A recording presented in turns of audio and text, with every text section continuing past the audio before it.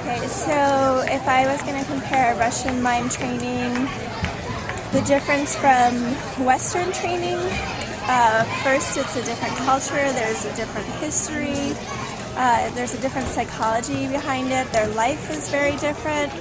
I noticed that Russian people tend to be a little bit more humorous because of all the oppression and the struggles that they've dealt with in their life, under the communist system. So how can we express ourselves through clowning and miming kind of to mock the system that has oppressed us, and it's a way of expression to deal with that.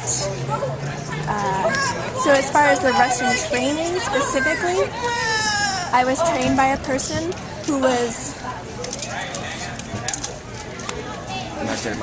Marcel Marou, French. Marcel Marou, it's a French famous mime.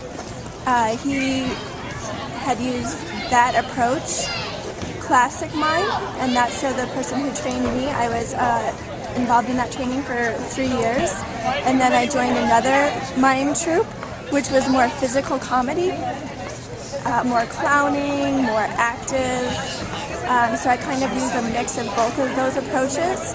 And then when I moved to the West, I learned a lot from North America, especially Red Scanlon. He's an American clown, comedian. Also, I use some of the British dark humor, black humor, like Mr. Bean, that type of character. I've used some of those techniques, more physical, like, my body's like rubber, animation, like Jim Carrey. That's another example. I'm using all those different approaches, and I've been inspired by all those different people, and I want to carry on that wonderful art, that talent, so that people can see more of that expression. So that's my objective, to be able to act, have it be very clear and concise without using any verbal words, all through body language, facial expressions, that I'm telling those stories.